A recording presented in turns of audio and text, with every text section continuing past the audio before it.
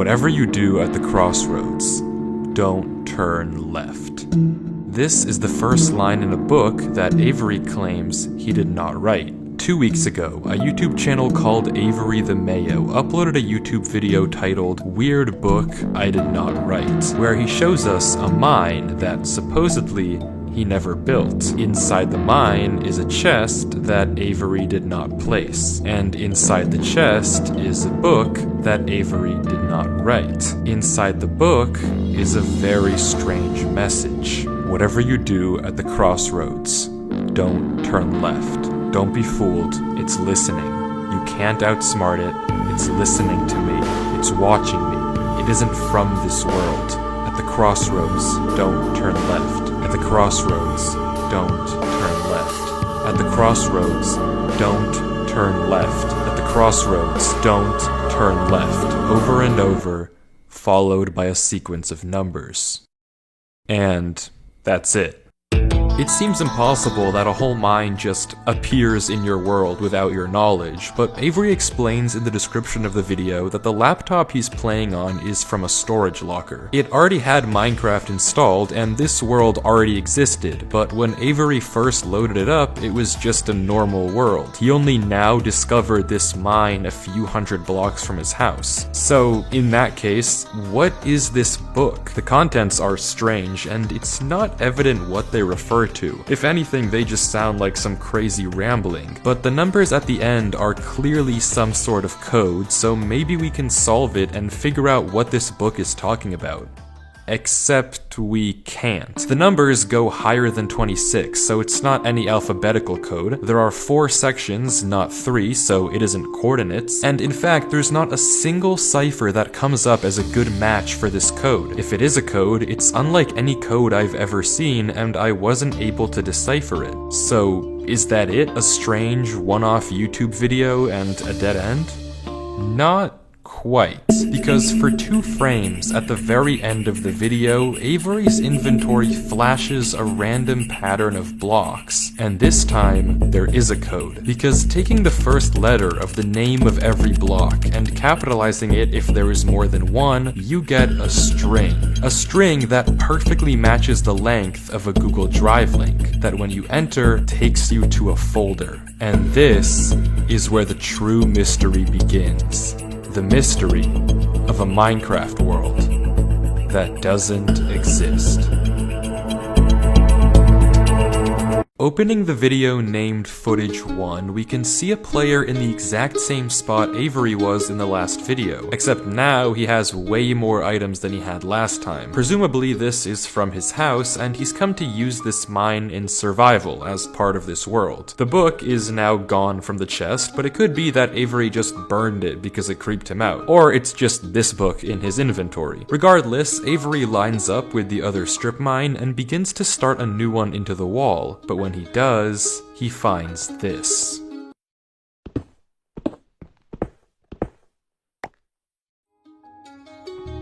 Nothing weird, it's just a cave, and Avery walks in to begin exploring, until he stops and sees this. It's hard to make out, but as he walks closer we can see what it is. Moss and grass. This is immediately a red flag, because this kind of terrain does not generate in caves. Avery checks underneath it, but there's nothing else either, and when he runs back to grab his torches, he notices yet another patch of moss in the corner of the cave. Again, not natural, but not leading anywhere either. It's only when he heads back down the cave does he see it.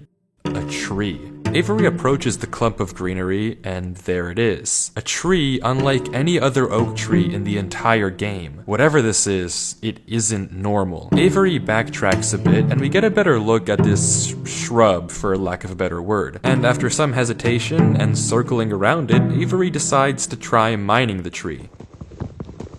And he does, with no problem. It looks just like a normal tree, except normal trees don't generate underground. And it's not the only one. As Avery goes deeper and deeper into the cave, he passes larger and larger patches of greenery, coming across more shrubs, and even more trees, and even more moss. He pauses to talk at one point, but instead of commenting on the trees, he brings up something else. It's weird, we've only seen stone. And I guess he's right, the walls of this cave don't have any diorite, granite, andesite, or ores, but come on, there's a bigger elephant in the room here. At some point though, Avery's wish gets granted, and the cave turns into terracotta, tuff, and deep slate. The greenery gets larger and larger, with the trees growing bigger and bigger. Until finally, Avery reaches the end.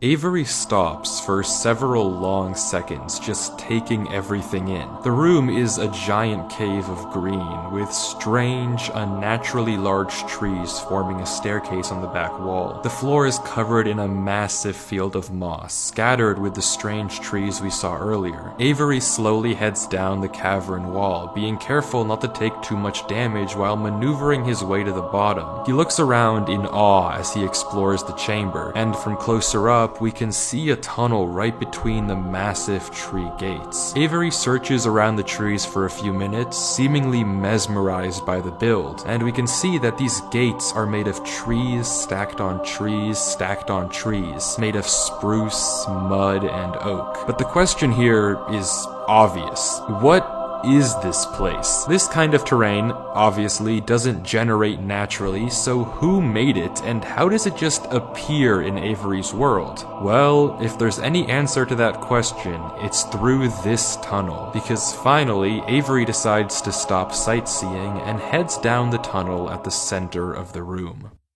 Avery walks through the mud brick tunnel, turning to glance behind him every few steps, but of course, nothing is there. The world is set to single player. At least, it seems that way. Until this happens. Something is wrong.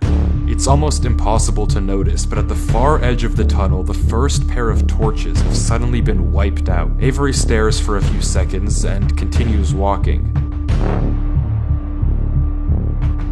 Another pair of torches is gone. I'm not scared of torches turning off.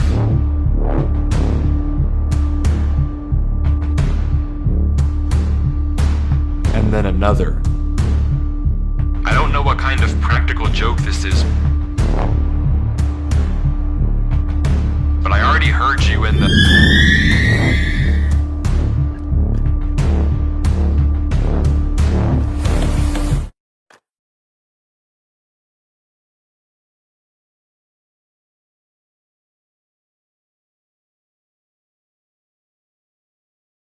I'm not scared of a game.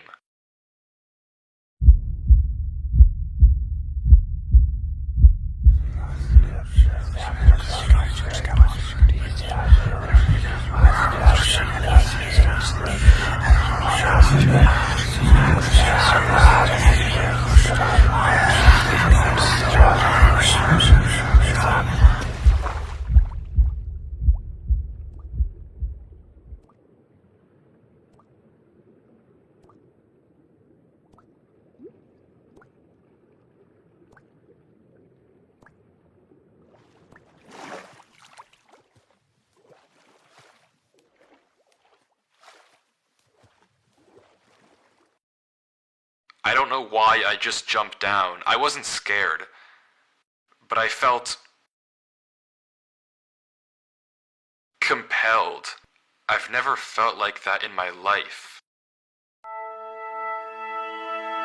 What is going on here? Things just went from strange to incredibly creepy in a matter of seconds. This doesn't just happen on a normal world, but Avery did say he found this world on a computer he got from a storage locker. So maybe this is just a world that the old owner of this computer created, and it's just some strange adventure horror map. Case closed. Except it's not, because the video files aren't the only thing in this Google Drive folder. If you remember, there's also this PDF, and opening it, we see this. My exploration into a strange tunnel I found in my Minecraft world. I've been playing this world for a while and just discovered this. This is my documentation of the search. Notably, when I installed Minecraft, this world came pre-created. Always thought that was a little strange, but I'm not really sure. This seems okay enough, but remember what Avery said earlier. He found this computer in a storage locker with Minecraft installed. Not he installed Minecraft and this world was there. Admittedly, it's a pretty small difference, but still, why the conflicting stories? Something you may have also noticed that I can't explain is why Avery's name is now censored. He wasn't censored in the previous videos, but now he's both hidden his name and changed his skin, almost like he's hiding from something. But there's still a lot more of this footage, and if you want to figure out what's happening in this world, why it exists, and what it has to do with Avery, we have to keep watching, as Avery runs from whatever it is that's hiding in this world. Avery says he has to keep moving, even if he doesn't exactly know why, and the only way to go is down. Avery takes a leap into the giant pool of water before him and swims down into a junction of tunnels. After some hesitation, he burrows himself in the left wall for air before swimming down the left tunnel. He continues to navigate through the dark water, the tunnel getting narrower and narrower, with no end in sight. Until it opens into a giant cavernous room with just enough space at the top to get a bit of air. When Avery descends again, we can see tunnel openings sprawling across the walls. Avery scans around. There's no marker of where to go, just tunnels upon tunnels as far as the eye can see. And then he hears it. The same sound as when the whispers played previously. Avery rushes to dig into the wall, and as he blocks himself in, we can hear the whispers again.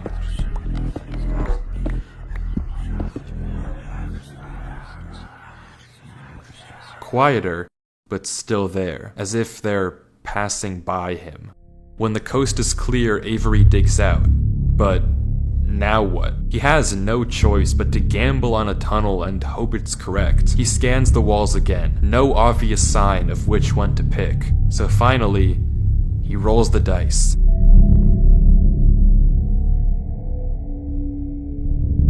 The tunnel leads to another junction, and again, after a slight hesitation, Avery goes left. The tunnel continues, getting narrower and narrower and narrower, until finally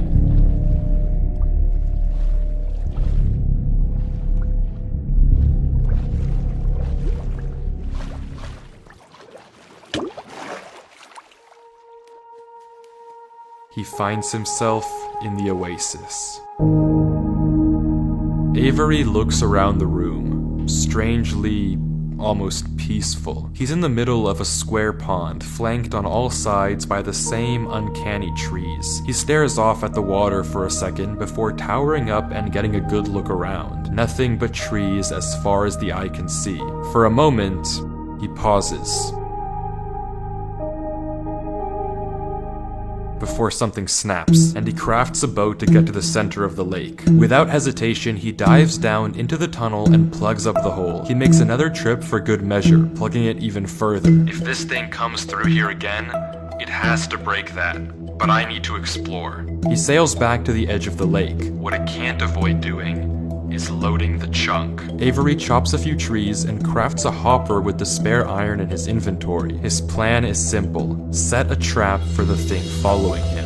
But wait, did I miss something? Because how does he know that something is following him? Sure, those torches turned off, and yeah, we heard those noises before, but there's actually an even stronger piece of evidence I haven't mentioned. Remember when Avery said this? I already heard you in the cave. Well, it took me a second to figure out what exactly he meant, but then I heard this. It's almost impossible to make out, but on a few separate instances, while Avery was walking in that original cave, he would randomly pause for a second or two, and now we know why. He was listening. Every time he paused, for just a brief moment, you could hear footsteps on the stone behind him, stopping just a fraction of a second too late to be quiet. But okay, if something is somehow really following Avery in a single-player world, how can he stop it, or at least get it to reveal itself? Well, that's exactly what he's doing right now. Like he said, he needs time to look around and explore this world, but while he's gone, anything can just swim through the hole and replace the blocks to make it look like nothing happened. But if Avery turns down his render distance and puts items in this hopper, if he then goes far enough away and unloads the chunk, the only way for the hopper to be empty when he returns is if something loaded the chunk while he was gone. And then, whatever was following him would be exposed. The trap is set. Now it's time to explore.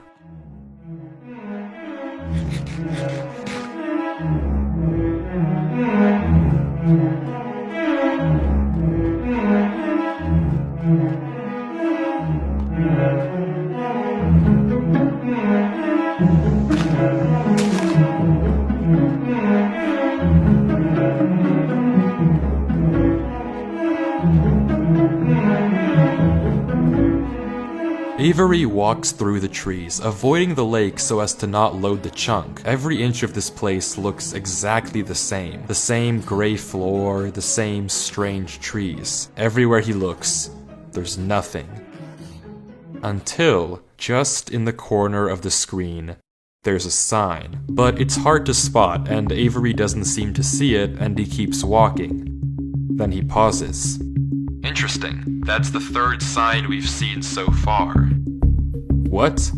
Where? Third sign? I've only seen this one. But it turns out he's right. Going back and re-watching the footage, just barely hidden in the corners of the screen are two other signs Avery crossed earlier in the recording, though he gave no indication at the time that he noticed them. Avery goes back to all three signs. All of them are blank, so I don't know what to make of it, but Avery seems to be satisfied and he explains why. These signs all seem to point to one place. Both of these angled ones point in the same direction. And he's right. If you line up a coordinate grid with the location and rotation of the signs, you get this. So he's right, all of them point a certain way, and if you trace out their intersection, it hits one specific point. He also pulls off this brilliant move, which you rarely see from these protagonists, by turning the difficulty to peaceful because he ran out of food. Absolutely genius. But with that said, he returns to the lake to check on his contraption.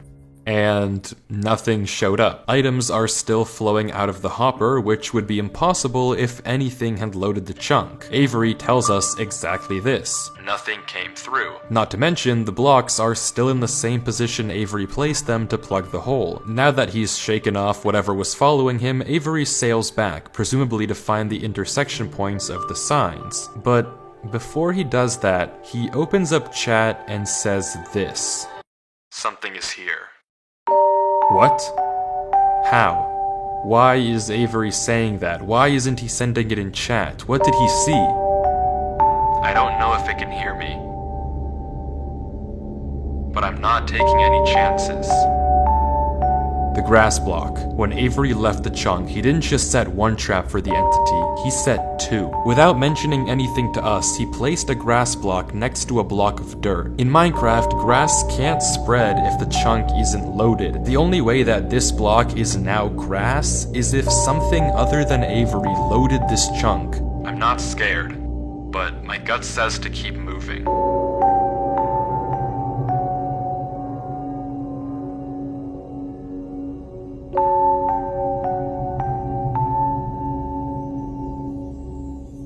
Maybe I am scared.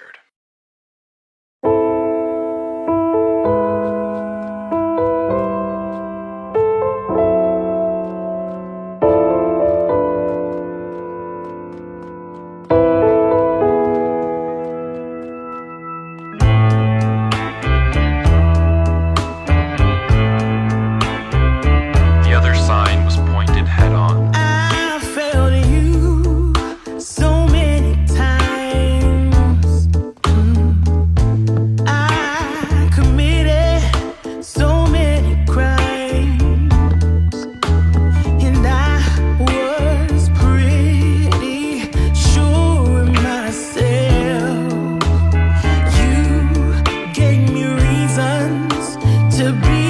somebody else. Baby, I'm home again.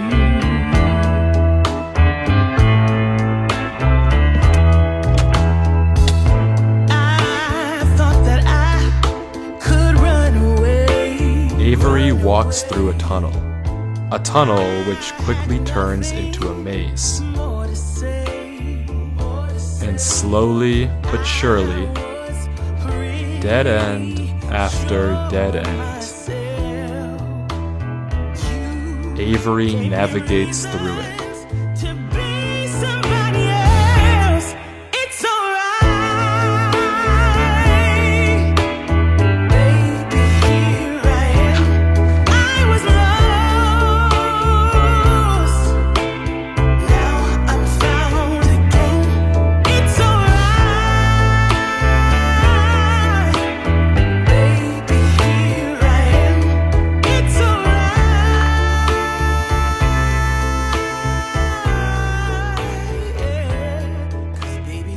Avery is clearly smart. Smart enough to set a trap, and smart enough to set a backup. But whatever this thing is that's following him, it's smart too. Smart enough to block up the tunnel it entered from. Smart enough to refill the hopper with items after loading the chunk. Smart enough to hide its presence. This world seems to be guiding Avery somewhere. The whispers in this tunnel coercing him to enter the cave. The signs pointing to the secret entrance under the tree. Whatever this world is, it's leading Avery. But to what? We don't know. All we do know is that he isn't alone. And finally, Avery exits the maze into another giant room with what looks like a cipher above a door, with 3 levers right in front of it. Avery stares up at it, says he'll need a pen and paper, and blocks up the tunnel where he came from. The footage ends with him staring up at the code, deep in thought. From what I can see, the code atop the doorway looks something like this. It doesn't immediately remind me of anything, and plugging it into a cipher decoder gives me no ideas either. Running each of the candidate ciphers just gives gibberish every single time. Whatever this code is, there's unfortunately no way that I, or Avery, can solve it. The second half of the footage picks up with 17 minutes of just staring at the wall. And then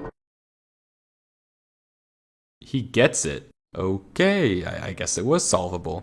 Avery says it's a good poem, but doesn't actually reveal what it said, only that it uses cipher stacking, a technique where 2 ciphers are layered one on top of the other to make a code almost undecipherable. How Avery actually solved it with a pen and paper is beyond me, but the puzzle isn't over yet. There's still this gate, which Avery suspects is some sort of combination lock, but instead of a pen and paper, his solution this time is a bit more, how do I put this?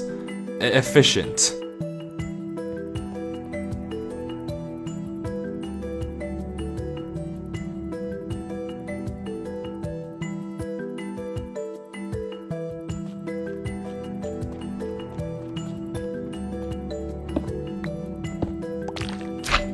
And with that, wait.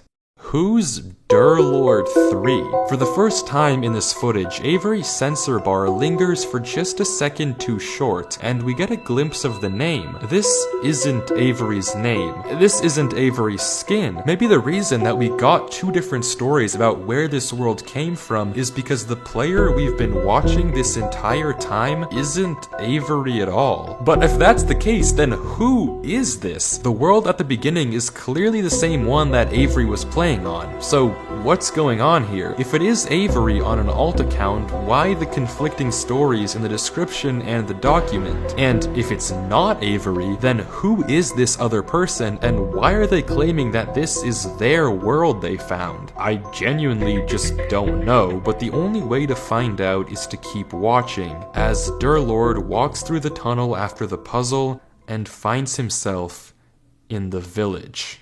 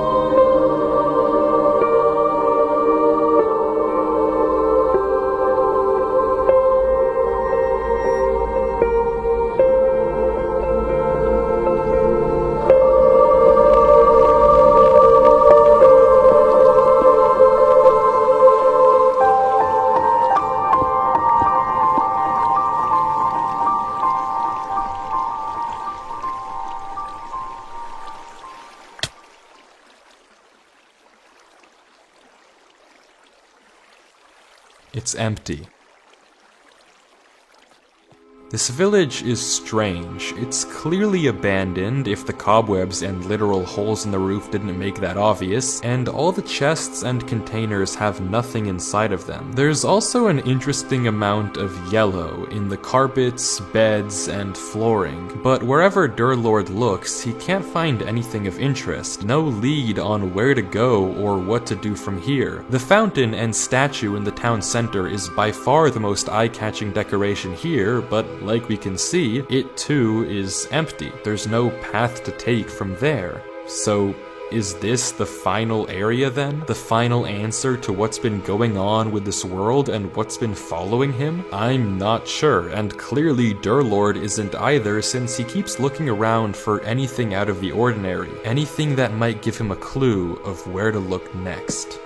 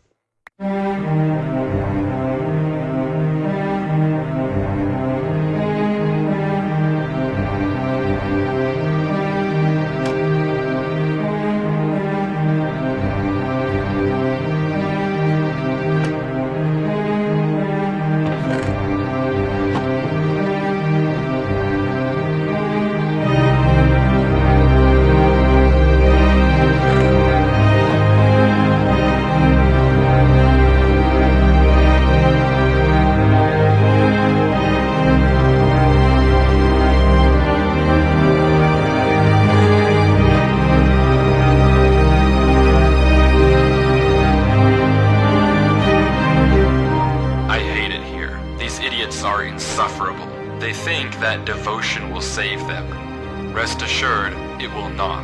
Not that it will do them any good to believe that anyway. The ones who realized it pretend they didn't. But it doesn't help that there are some of them who truly believe they'll be saved. The king is coming, Maya. If anything, I wager that their king is already here. It's watching me write this. I don't particularly care. I just want this to be done with. The sooner I can leave, the better. He's arrived. I don't know why anyone is surprised to find that out. This is exactly what they were hoping for. I'm going. I'm leaving this here in the rare case someone finds it. If you have found this, I implore you, turn back, disconnect, forget about this world. It's not for you. If you've come here, you must be curious. I know you must want to continue onwards. So I know that this is a heavy ask, but please, do not go any further. For your own good, do not.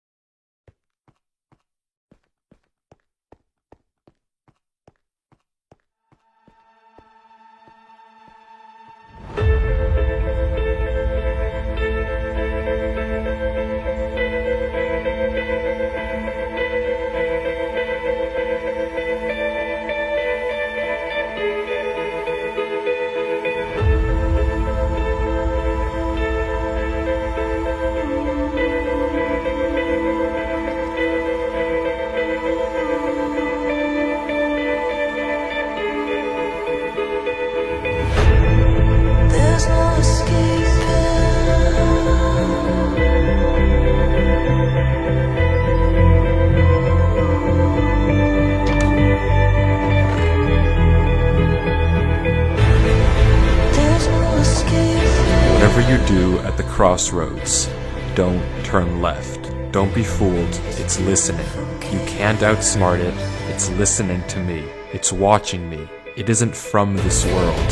At the crossroads, don't turn left. At the crossroads, don't turn left. At the crossroads, don't turn left. At the crossroads, don't turn left. And the footage ends. Right there. Durlord was the person who wrote the book in Avery's world. How? It shouldn't even be possible that the tunnel led him back to that mine. Durlord found this world on his computer, and Avery found Durlord's old laptop in the storage locker and has been playing on it ever since. But what is this world? What was following Durlord in this footage, and most importantly, what was behind those gates? I didn't put that sensor bar there, that was in the original footage. Whatever is behind that black square was enough to drive probably the smartest protagonist I've ever seen into running for his life. Something that a whole village of people was trying to summon. Something that this entire world has been hiding. A king? What does that even mean? I don't know what to tell you, but I can tell you one thing. The code at the end of the book, now with this footage, we can solve it. Each number corresponds to one slot in Durlord's inventory. 1 here and 36 here. Take the first letter of each item, or whatever number is indicated after the dash. From that, we can get this. Run Avery. It's here. Durlord was giving one last warning, hoping that whatever was following him wouldn't see. But how? How would he possibly know that Avery would find this world? There's no way for him to know who Avery even is. Whatever he saw behind those doors, whatever he knows about this world now, we may never understand. But one thing is certain. Whatever was coming for him is coming for Avery next. This isn't over.